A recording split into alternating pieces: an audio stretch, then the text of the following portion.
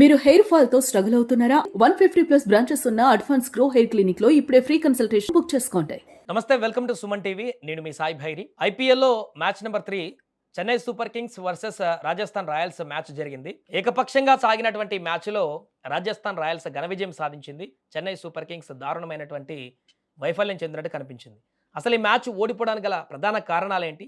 ధోని లేని లోటే సిఎస్కే ఓటమికి కారణమైందా? రకరకాలుగా వస్తున్నటువంటి కామెంట్స్ వీటన్నిటి గురించి కూడా మాట్లాడదాం. మనతో పాటు ప్రముఖ స్పోర్ట్స్ అనలిస్ట్ సిహెచ్ వెంకటేష్ గారు ఉన్నారు. సార్ నమస్తే సార్. రాజస్థాన్ రాయల్స్ సిఎస్కే మ్యాచ్‌లో ప్రధానంగా సిఎస్కే ఓడిపోవడానికి కారణం ఏమని చెప్పొచ్చు? మీరన్నట్టు ధోని లేకపోవడం ఒక్కటే కారణం అని నేను అనను. అది కూడా ఒక కారణం. ఎందుకంటే ధోని ప్రెజెన్స్ ఏంటంటే ఆ టీమ్‌కి ఒక కామింగ్ ఇన్‌ఫ్లూయెన్స్ ఇస్తది. ఆన్ ద ఫీల్డ్ గాని కనీసం డగౌట్‌లో ఉన్నా కూడా ధోని ఉన్నాడు అనే ఒక కాన్ఫిడెన్స్ ఆ టీమ్‌కి. ఎందుకంటే ధోని లేకుండా ఆ టీమ్‌ని మనం అసలు ఊహించే పరిస్థితి కూడా ఉండదు. సో కనీసం డగౌట్‌లో కూడా లేకుండా Dhoni did not travel to Guwahati. Match వేదికగా అతను వెళ్ళలేదు. గాయమైనా కూడా గతంలో గాయం ఉన్నా ఏదున్నా సరే అతను టీమ్‌తో పాటు ఉండి అతని గైడెన్స్ దొరికేది.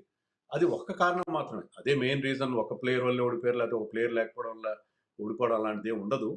అది one of the main reasons. ఇంకోటేంటంటే వాళ్ళు టాస్ ఓడిపోవడం. టాస్ ఇప్పుడు మీరు ఇంతవరకు 3 మ్యాచ్‌లు జరిగితే 3 మ్యాచ్‌లు కూడా చేజింగ్ టీమ్సే గెలిచాయి. టాస్ గెలిచిన టీమ్స్ అన్నీ కూడా బౌలింగ్ తీసుకున్నారు. చేజ్ చేస్తూ గెలిచారు. సో, ఇక్కడ పర్టిక్యులర్‌గా ఎందుకు టాస్ అంత ఇంపార్టెంట్ అయిందంటే వర్షం పడింది అక్కడ. ముందు రోజు పడింది. మ్యాచ్ రోజున కూడా వర్షం పడింది. దానివల్ల pitch most of the time covered pitch ఉంది. పిచ్ మీద వాళ్ళు కవర్స్ ఏసి ఉంచారు.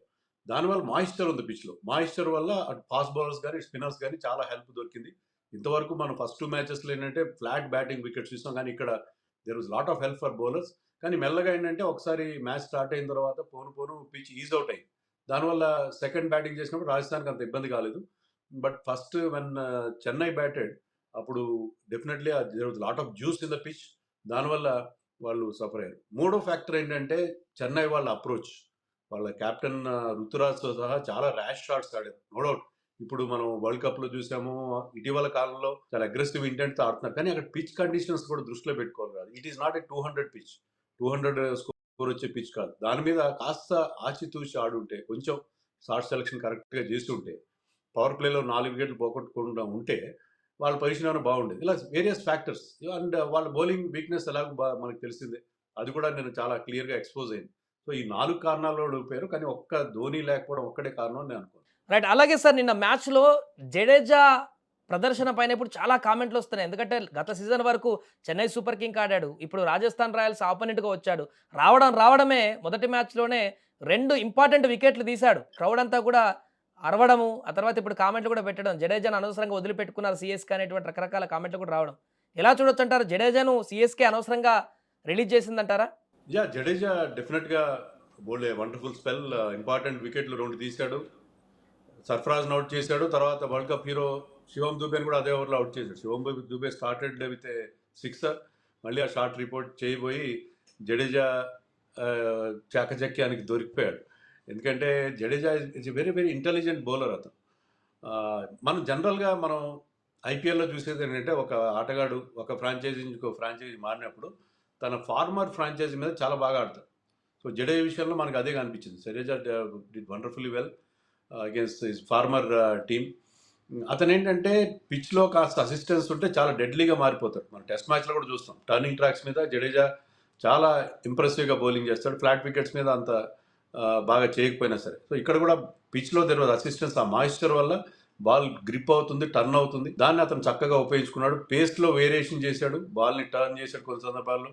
స్లోయర్ బాల్‌తో సర్ఫరాజ్‌ని ఔట్ చేశాడు. క్విక్కర్ బాల్‌తో శివం దూబేని ఔట్ చేశాడు. సో అతని కొన్ని ఎక్స్‌పీరియన్స్ వల్ల దాన్ని ఔట్ చేశాడు. అంతేగాని అది ఏదో అతన్ని తీసుకోవడంలో, అతను వదులుకోవడంలో చెన్నై ఏదో తప్పు చేసిందని నేను అనుకోను. ఎందుకంటే సంజు శాంసన్ కావాల్సి వచ్చింది వాళ్ళకి. సంజు శాంసన్ అంటే to become face of CSK.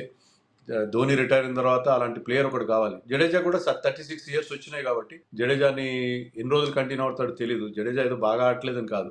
But Sanju Samson కావాలంటే రాజస్థాన్ రాయల్స్ వాళ్ళు జడేజా కావాలి, శామ్ కరణ్ కావాలి, ఇద్దరు ఆల్రౌండర్స్ కావాలి. ఎందుకంటే వాళ్ళకి ఆల్రౌండర్స్ లేరు అని షరతు పెట్టడంతో తప్పనిసరి పరిస్థితుల్లో వదులుకున్నారు. ఎందుకంటే చెన్నై ఎప్పుడు కూడా లాయల్టీకి పెద్దపీట వేసే టీం. ఆ ప్లేయర్ బాగా ఆడినా ఆడకపోయినా అతని టీంలో కంటిన్యూస్గా ఉంచుతారు. సో అలాంటి చెన్నై జడేజాను వదులుకుందంటే దానికి they have a strong reason. అంతేగాని అతన్ని కావాలని వదిలేసుకున్నారు, దానివల్ల ఇప్పుడు దెబ్బతిన్నారని సోషల్ మీడియాలో వస్తున్న ఆ ఫీలింగ్ని నేనైతే యాక్సెప్ట్ చేయను. Right sir. ఇంకోటి ఫైనల్‌గా చాలా ఇంపార్టెంట్ విషయం. నిన్న మ్యాచ్‌లో వైభవ్ సూర్యవంశీ చేసినటువంటి విధ్వంసం. తన ఏజ్ 15. ఐసీసీ రూల్స్ ప్రకారం కూడా అరంగేట్రం 15. నిన్న కొట్టిన హాఫ్ సెంచరీ కూడా 15. మొత్తం ఒక రకంగా ఒక 15 మీద నడిచింది సార్ నిన్న మ్యాచ్. ఎలా చూడొచ్చు వైభవ్ సూర్యవంశీ మొదటి మ్యాచ్‌లోనే చేసిన ఈ విధ్వంసకర బ్యాటింగ్? Vaibhav Suryavanshi was exceptional. ఎందుకంటే నేను మనం గతంలో మాట్లాడుకున్నప్పుడు కూడా చెప్పాను ఏంటంటే ఒక్క ఫస్ట్ సీజన్ ఆడినంత బాగా సెకండ్ సీజన్ ఆడకపోవచ్చు ఏ ప్లేయర్ అయినా సరే. ఎందుకంటే సెకండ్ సీజన్లో అతను ఆట తీరునంతా బాగా విశ్లేషిస్తారు, అనలైజ్ చేస్తారు. సో అతని లోపాలని వెతికి పట్టుకుంటారు. సో ఆ సిచ్యుయేషన్ ఉంటుంది. కానీ వైభవ్ విషయంలో సెకండ్ సీజన్ కూడా బ్రహ్మాండంగా స్టార్ట్ చేశారు. అక్కడ ఉన్న బౌలర్స్ ఎవరు? International bowlers Matt Henry, Noor Ahmad, Khaleel Ahmed లాంటి వాళ్ళు ఉన్నారు. అలాంటి బౌలర్స్ని ఫేస్ చేస్తూ అంత విధ్వంసకరమైన ఇన్నింగ్స్ ఆడడం అంటే ఆషామాషి విషయం కాదు. అతనుకున్న పవర్, అంత పవర్ 15 ఏళ్ల వయసులో అంత పవర్ ఎలా జనరేట్ చేస్తుంది. కొంతమంది అంటారు అతను ఏజ్ ఫ్రాడ్ ఉంది కాబట్టి అతనికి ఏజ్ ఫ్రాడ్ ఉన్నా ఇక్కడ ఏజ్ గ్రూప్ క్రికెట్ కాదు ఇది. సరే ఒక 2 ఏళ్ళు ఎక్స్ట్రా ఉన్నాయనుకుందాం. 17 ఏళ్ళకు కూడా అంత పవర్ ఉండడం, అంత ఫియర్లెస్గా ఆడడం, ఆ మైండ్ సెట్ ఎక్సెప్షనల్. అతను మామూలు సాధారణమైన ప్లేయర్ కాదు.